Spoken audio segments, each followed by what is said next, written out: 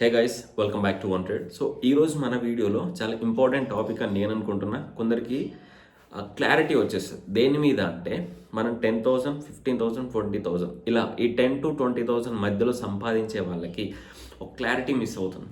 మేము ఇన్వెస్ట్మెంట్ పైన ఫోకస్ చేయాలా, ఇన్సూరెన్స్ పైన ఫోకస్ చేయాలి. Insurance might be normal insurance కావచ్చు, టర్మ్ ఇన్సూరెన్స్ కావచ్చు, హెల్త్ ఇన్సూరెన్స్ కావచ్చు. ఇది ఫోకస్ చేయాలా, ఇది ఫోకస్ చేయాలన్న క్లారిటీ అనేది చాలా వరకు ఉండట్లేదు అన్నట్టు.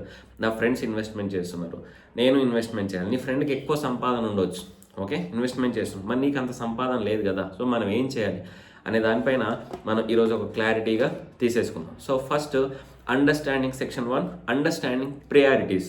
ఓకే, ప్రియారిటీస్ గుర్తుపెట్టుకోండి. Okay, first let's break this down. So when you are earning less, your primary goal should be financial stability. This includes 2 pillars. So ఎప్పుడైతే మనం తక్కువ సంపాదిస్తున్నామో అప్పుడు మనకు 2 జాగ్రత్తలుగా ఉండాలి. ఒకటి ఏంటంటే protection from unexpected expenses. So మనం ఈ రోజులలో ఎప్పుడు ఏం జరుగుతుందో ఎక్స్పెక్ట్ చేయలేకపోతున్నాం. కరోనా కూడా చూశారు కదా, ఎంత సడన్గా వచ్చేసింది. యాక్సిడెంట్లు కానీ, లేకపోతే ఇంకేదైనా హెల్త్ ఇష్యూస్ కానీ, క్యాన్సర్లు కానీ, ఎనీథింగ్, ఎప్పుడు ఏదొస్తుందో తెలీదు. అన్ఎక్స్పెక్టెడ్ ఎక్స్పెన్సెస్ హెల్త్కి అనేది మేజర్గా మన ఒక ఫ్యామిలీ మొత్తం డ్యామేజ్ అవ్వడానికి, ఆ ఫ్యామిలీ మొత్తం స్పాయిల్ అవ్వడానికి ఒకే ఒకటి హెల్త్ అనేది రీజన్ అవుతుంది చాలా వరకు. అందుకే ఆ హెల్త్ని ఫస్ట్ ప్రొటెక్ట్ చేసుకోవాలి. Number 2, gradually building wealth for the future. ఈ హెల్త్ను కాపాడుకుంటూనే, హెల్త్కి సెక్యూర్ క్రియేట్ చేస్తూనే మన ఫ్యూచర్ కోసం కూడా మనం కొంచెం ఇన్వెస్ట్మెంట్ స్టార్ట్ చేసుకోవాలి అనేది నా ఒపీనియన్. ఓకే, ఇక్కడ మాట్లాడుకుందాం. కొన్ని మనకి ఇన్సూరెన్స్ కంపెనీలు ఉంటా ఉంటాయి. మీకు నేను ఎలాంటి ప్రమోట్ చేయట్లేదు, నేను జస్ట్ బేసిక్ ఐడియా క్రియేట్ చేస్తున్నా. దాన్ని బట్టి మీకు ఏది ఇంపార్టెంట్ అనేది ప్లాన్ చేసేసుకోండి. ఓకే, సెక్షన్ 2లో why insurance comes first. So చెప్పే కదా, లో ఇన్కమ్ వాళ్ళకి ఇన్సూరెన్స్ ఎందుకు ఫస్ట్ అనే వాటి గురించి మనం మాట్లాడుకుందాం. Let's talk about insurance. If an unexpected event like medical emergency happens, it can wipe out all your savings or even put you in debt. మీకు అర్థమైంది కదా, ఎప్పుడైనా సడన్గా మెడికల్ ఎమర్జెన్సీ జరిగినప్పుడు మన దగ్గర ఉన్న సేవింగ్సే కాకుండా మనం అప్పుల పాలవడానికి కూడా ఇది రీజన్ అవుతుంది అన్నట్టు. అందుకే మనం బేసికల్గా చాలా వరకు విలేజ్లో ఆరోగ్యశ్రీ వెళ్తూ ఉంటారు, లేకపోతే ఇంకేమైనా సెంట్రల్ స్కీమ్స్ ఉంటే అవి ప్రతిసారి అప్లికేబుల్ అవ్వవు. ఓకే, కొన్ని ఏంటంటే పెద్ద పెద్ద హాస్పిటల్కి వెళ్ళినప్పుడు అవి సరిపోకుండా అయిపోతాయి. అందుకే మనకు సపరేట్ ఒక ఇన్సూరెన్స్ కంపల్సరీ ఉండాలి. That's why having basic insurance is non negotiable. అందుకే ఇలాంటి హెల్త్ ఇష్యూస్ రావడం వల్ల మన లైఫే అప్పుల పాలు అవుతుంది. దాన్ని కవర్ చేసుకోవడానికి, దాని నుంచి ప్రొటెక్ట్ చేసుకోవడానికి ఈ ఇన్సూరెన్స్ అనేది నాన్ నెగోషియబుల్. ఇది కంపల్సరీ తీసుకోవాలి మీరు. ఫస్ట్ మనం ప్రొటెక్షన్ చేయాల్సిందే ఇన్సూరెన్స్తో.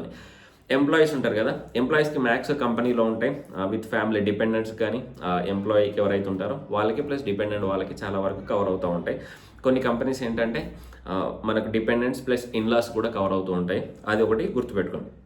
నెక్స్ట్, దీంట్లో 2 types ఆఫ్ ఇన్సూరెన్స్ ఉన్నాయి. ఒకటి health insurance, 2 term life insurance. Okay, health insurance గురించి మాట్లాడితే even a basic plan for 5 to 10 lakhs can cover most hospital bills. Okay, ఒక బేసిక్ ప్లాన్ కూడా ఉంటుంది. 5 to 10 lakhs వరకు పెడితే మనకు ఆల్మోస్ట్ బేసిక్ ఏవైతే హెల్త్ ఇష్యూస్ వస్తూ ఉంటాయి వాటిని కవర్ చేస్తూ ఉంటారు.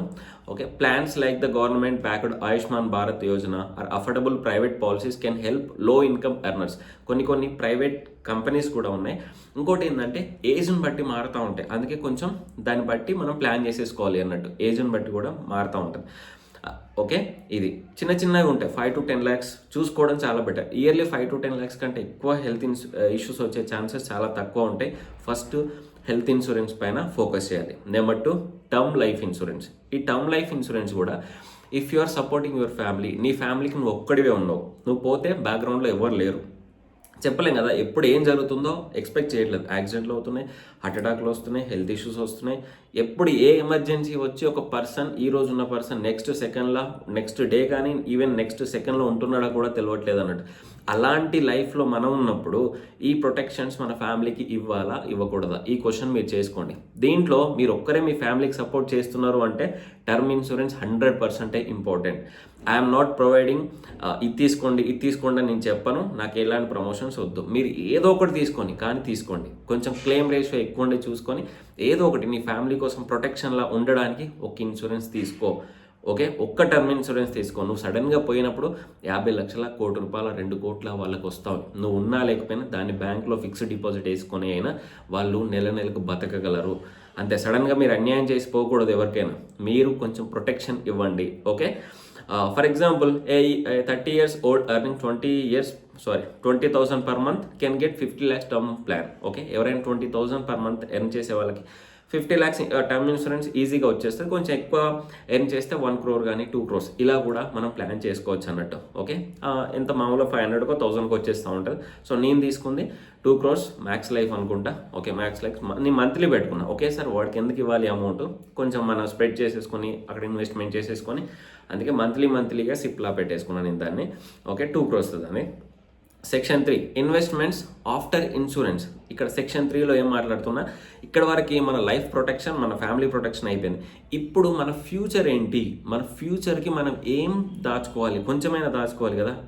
ఇప్పుడైతే ఇన్సూరెన్స్ ఉంది, ఫ్యూచర్లో నీకు కొన్ని అవేంటంటే మనకి ఏమైనా అయినప్పుడు లేకపోతే మనం పోయినప్పుడు వస్తాయి. టర్మ్ ఇన్సూరెన్స్ ఏంటంటే మొత్తం నువ్వు వాళ్ళకు కనిపించకుండా పోయినావు, మనం ఎక్స్పైర్ అయిపోయినప్పుడు మాత్రం వాళ్ళకు వస్తాయి, ఫుల్ సపోర్ట్ ఉంటుంది.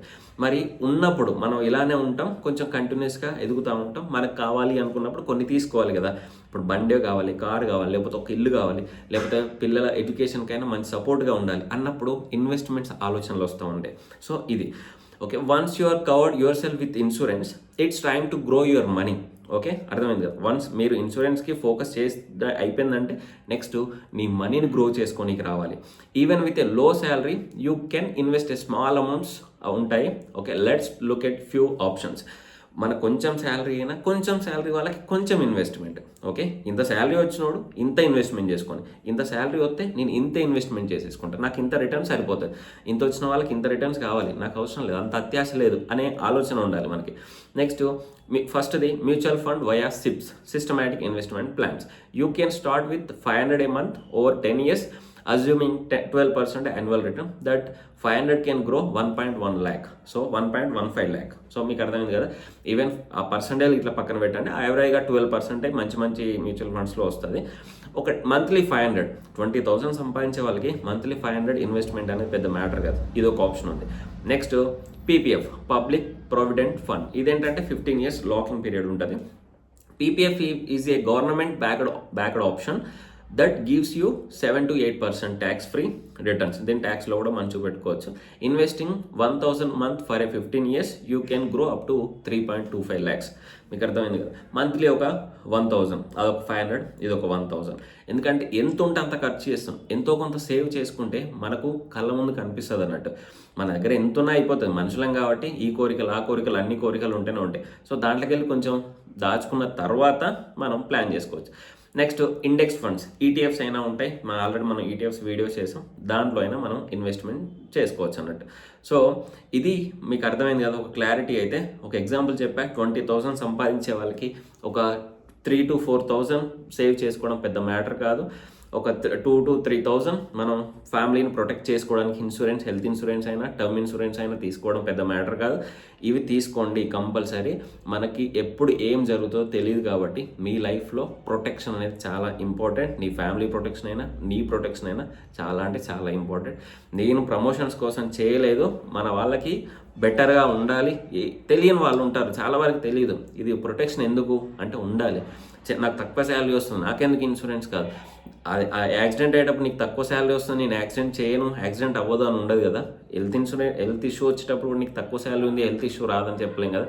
అందుకే తక్కువ శాలరీ వచ్చినా ఎక్కువ శాలరీ వచ్చినా health insurance, term insurance, next ఈ ఇన్వెస్ట్మెంట్స్ సెకండ్ ప్రియారిటీ. ఈ రెండు కంపల్సరీ సేవ్ చేసుకొని పెట్టుకోండి, స్టార్ట్ చేయండి. Thank you. జై హింద్.